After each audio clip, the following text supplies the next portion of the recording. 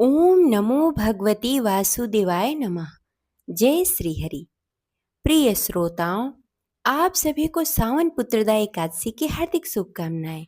आप सभी पर भगवान विष्णु और माता लक्ष्मी की कृपा सदा सर्वदा बनी रहे। प्रिय श्रोताओं, आज श्रावण मास के शुक्ल पक्ष की पुत्रदा एकादशी है, जिसे पवित्रा एकादशी भी कहते हैं। आइए आज पूरी श्रद्धा और भक्ति के साथ भगवान विष्णु के चरणों में नमन करते हुए सुनते हैं सावन पुत्रदा एकादशी संपूर्ण व्रत कथा। तो प्रेम से बोले लक्ष्मी नारायण की जय। जय श्री हरि। श्रावण मास के शुक्ल पक्ष की एकादशी को पुत्रदा एकादशी या पवित्रा एकादशी के नाम से जाना जाता है। यह व्रत भगवान विष्णु को समर्पित है। इस दिन भगवान विष्णु की विधि विधान से पूजा आराधना की जाती है और व्रत रखा जाता है। आज के दिन भगवान श्री कृष्ण के बाल स्वरूप की पूजा आराधना की जाती है। माना जाता है कि जो भी जातक आज के दिन पूरी श्रद्धा और भक्ति के साथ व्रत रखता है, उसे पुत्र संबंधी समस्याएं दूर हो जाती है। उसके पुत्र की लंबी आयु, अच्छे स्वास्थ्य के साथ पुत्र प्राप्ति का भी वरदान प्राप्त होता है। माना जाता है कि जो भी जातक आज के दिन व्रत और पूजन करता है, उसके जीवन से दुख दरिद्रता दूर हो जाती है और घर में सुख शांति समृद्धि बनी रहती है। इसके साथ ही श्री हरि विष्णु की कृपा प्राप्त होती है। तो आइए भगवान विष्णु को नमन करते हुए सुनते हैं श्रावण पुत्रदा एकादशी व्रत कथा। कथा शुरू करने से पहले इस वीडियो को लाइक करके कमेंट बॉक्स में लक्ष्मी नारायण की जय अवश्य लिखें। द्वापर युग की बात है। एक बार धर्मराज युधिष्ठिर ने भगवान श्री कृष्ण से कहा, हे माधव, हे मधुसूदन, मैंने श्रावण मास की कृष्ण पक्ष की कामिका एकादशी का सविस्तार वर्णन सुना। अब आप मुझे कृपा करके सावन शुक्ल पक्ष एकादशी का क्या नाम है, व्रत करने की विधि तथा इसके महत्व के बारे में कुछ बताएं। भगवान श्री कृष्ण कहते हैं, हे धर्मराज, कि इस एकादशी का नाम पुत्रदा एकादशी है। इस एकादशी को पवित्रा एकादशी भी कहा जाता है। पुत्रदा एकादशी व्रत करने वाले व्यक्ति को पूजा के बाद पुत्रदा एकादशी व्रत की कथा जरूर सुननी चाहिए। ऐसा करने से व्रत पूर्ण होता है और मनोकामनाएं पूर्ण होती है।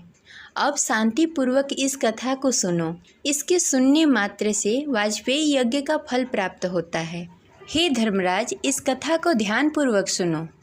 द्वापर युग के आरंभ में माहिष्मती नामक एक नगरी थी, जिसमें महिजीत नामक एक राजा राज्य करता था। लेकिन पुत्रहीन होने के कारण राजा को राज्य सुखदायी नहीं लगता था।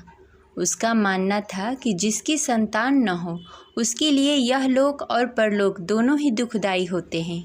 पुत्र सुख की प्राप्ति के लिए राजा ने अनेक उपाय किए, परंतु राजा को पुत्र प्राप्त नहीं हुए। वृद्धा अवस्था आती देखकर राजा ने प्रजा के प्रतिनिधियों को बुलाया और कहा, हे प्रजाजनों, मेरे खजाने में अन्याय से उपार्जी हुई धन नहीं है। न ही मैंने कभी किसी देवताओं तथा ब्राह्मणों का धन छीना है और न ही मैंने किसी दूसरे के धरोहर को लिया है, तथा मैं प्रजा को पुत्र के समान पाल रहा हूँ। मैं अपराधियों को पुत्र तथा बंधुओं की तरह दंड देता हूँ। कभी किसी से घृणा नहीं की, सबको समान माना, सज्जनों की सदा पूजा करता हूँ। इस प्रकार धर्म युक्त राज्य करते हुए भी मेरे पुत्र नहीं हैं, सो मैं अत्यंत दुख पाल रहा हूँ। इसका क्या कारण है? राजा महिजीत की इन बातों को विचार करते हुए मंत्री तथा प्रजा के प्रतिनिधि वन को गए। वहाँ बड़े बड़े ऋषि मुनियों की दर्शन किया।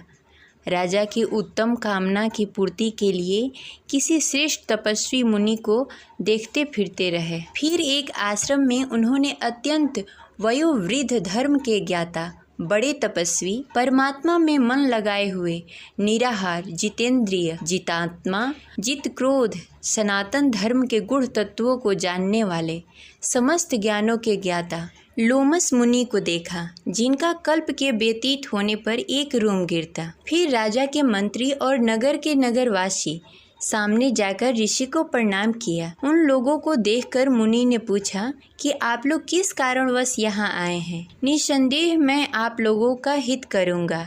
मेरा जन्म केवल दूसरों का उपकार करने के लिए हुआ है, इसमें संदेह मत करो। लोमस ऋषि के ऐसे वचन सुनकर सब लोग बोले, हे महर्षि, आप हमारी बात जानने में ब्रह्मा से भी अधिक समर्थ हैं।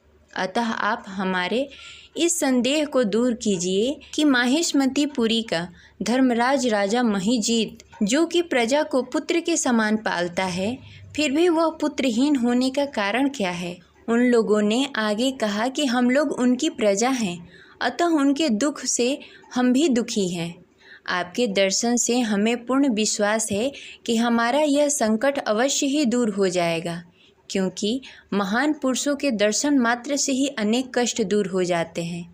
अब आप कृपा करके राजा के पुत्र होने का उपाय बताएं। यह वार्ता सुनकर ऋषि ने थोड़ी देर के लिए नेत्र बंद किए और राजा के पूर्व जन्म की वृत्तांत जानकर कहने लगे।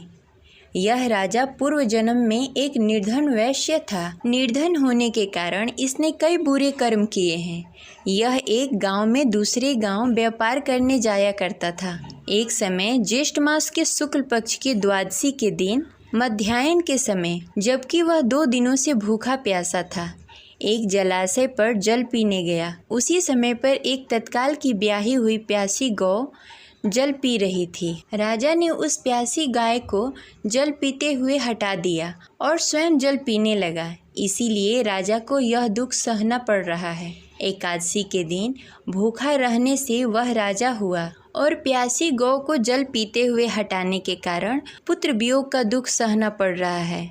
ऐसा सुनकर सब लोग कहने लगे, हे ऋषि, शास्त्रों में पापों का प्रायश्चित भी लिखा है, अतः जिस प्रकार राजा का यह पाप नष्ट हो जाए वह आप उपाय बताएं। लोमस मुनि कहने लगे कि श्रावण शुक्ल पक्ष की एकादशी को, जिसे पुत्रदा एकादशी भी कहते हैं, तुम सब लोग व्रत करो और रात्रि जागरण करो, तो इससे राजा का यह पूर्व जन्म का पाप अवश्य ही नष्ट हो जाएगा। साथ ही राजा को पुत्र की अवश्य ही प्राप्ति होगी। लोमस ऋषि के ऐसे वचन सुनकर मंत्रियों सहित सभी प्रजावासी नगर को लौट आए और जब श्रावण मास की शुक्ल पक्ष की एकादशी आई तो ऋषि के आज्ञानुसार सबने पुत्रदा एकादशी का व्रत का पालन किया और जागरण भी किया। इसके पश्चात द्वादशी के दिन इसके पुण्य का फल राजा को दिया गया। उस पुण्य फल के प्रभाव से रानी ने गर्भ धारण किया और प्रसव काल समाप्त होने के पश्चात